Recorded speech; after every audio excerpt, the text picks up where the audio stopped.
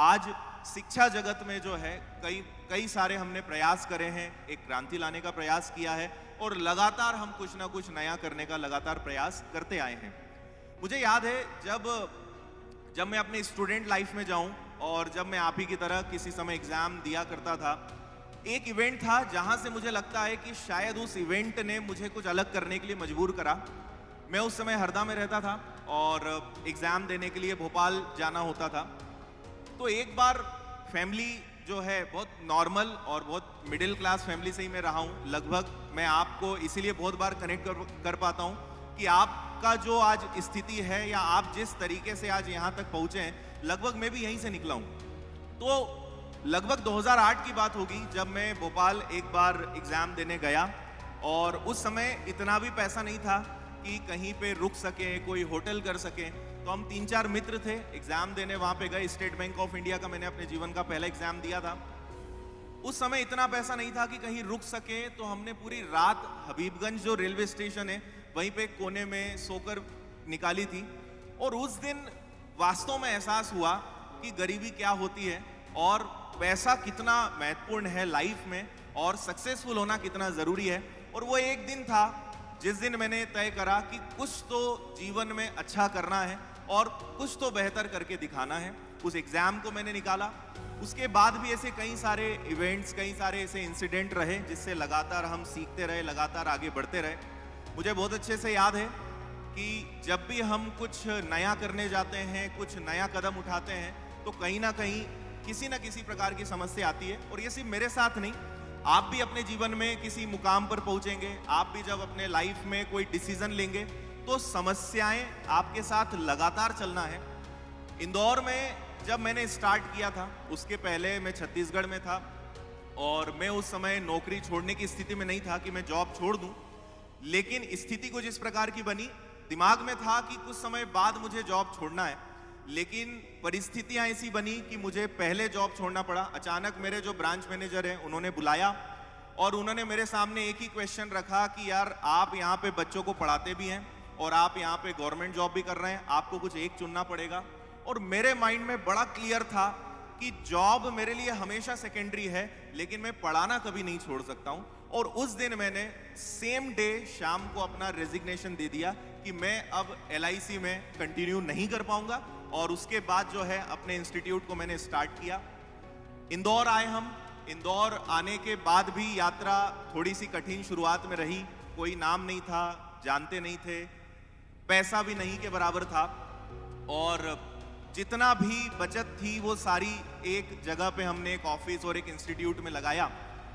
लेकिन कुछ ही दिनों बाद, मतलब मुझे लगता है कि लगभग 1 महीने बाद ही, आप सोचिए कि आप एक ड्रीम लेकर इंदौर में आए हैं और आपने अपना पूरी जो सेविंग्स थी वो कहीं लगा दी, एक बड़ा सपना आप देख रहे हैं और अचानक कोई आपसे कहे कि कल आपको ये जगह खाली करनी है, तो धक्का लगता है।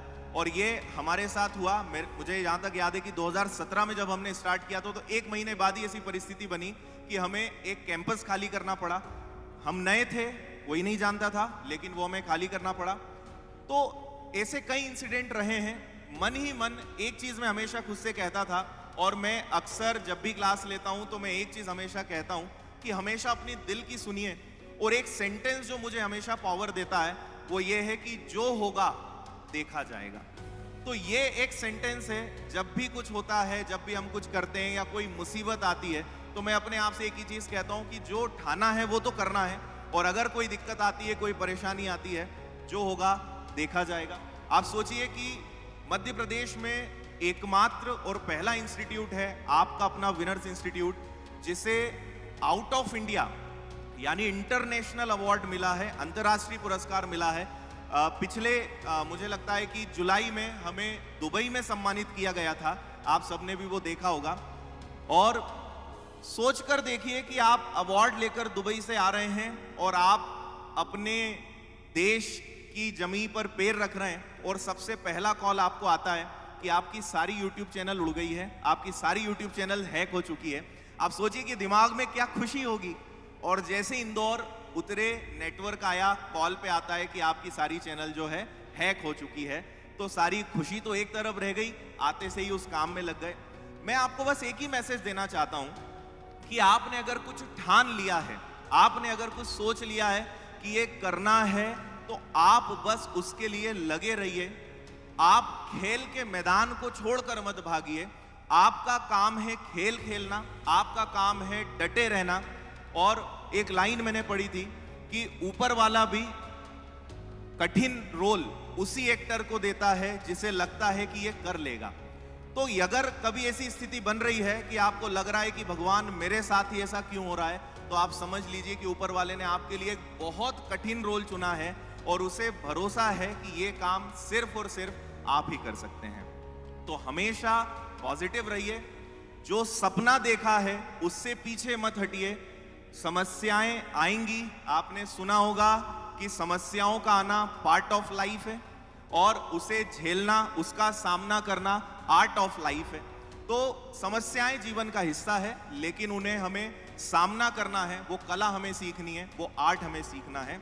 तो मैं एक बार फिर से सारे विद्यार्थियों को जो इस समय मेरे सामने यहाँ पर उपस्थित हैं, साथ ही हमारे आज के जितने भी गेस्ट हैं, हमारी जो टीम विनर्स है जहाँ पे 200 से ज़्यादा लोग आज इस समय पर काम कर रहे हैं, मैं हर टीम मेंबर को, हमारे सारे अतिथियों को, सारे विद्यार्थियों को और हमारे जितने भी स्टूडेंट इस समय ऑनलाइन देख रहे हैं, उन सब को हृदय से नमन करता हूं जो आपने हमेशा इतना साथ दिया, इतना प्रेम दिया और इतना सपोर्ट हमेशा दिया। और सबसे इंपॉर्टेंट कि आपने विनर्स पर भरोसा किया है, उसके लिए मैं हमेशा शुक्रगुजार आपके लिए रहूंगा। कुछ पंक्तियों से इस अपनी बातों को समाप्त करूंगा। बोलना तो बहुत सारी चीजें, पर आपके लिए हमने आज चीजें इतनी अच्छी प्लान करी हैं कि मैं बहुत ज्यादा समय नहीं लेना चाहूंगा। और हम थोड़ा सा आज मौसम, आज देखिए आज प्रोग्राम था और आज मौसम ने भी, सुबह इंद्रदेव ने भी थोड़े से हमें दिक्कतें दी थी, लेकिन ठीक है, बाद में सब कुछ ठीक रहा और अभी हम बहुत अच्छे से इस प्रोग्राम को कर पा रहे हैं।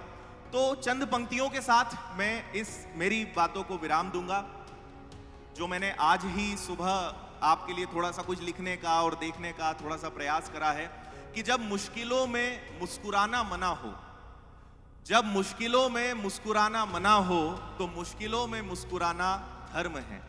जिस वक्त जीना लगे गैर मुमकिन, जिस वक्त जीना लगे गैर मुमकिन, उस वक्त में जीना फर्ज है। और जिस आंधी का मकसद है दीपक को बुझाना, उस आंधी में दीपक जलाना धर्म है। Thank you.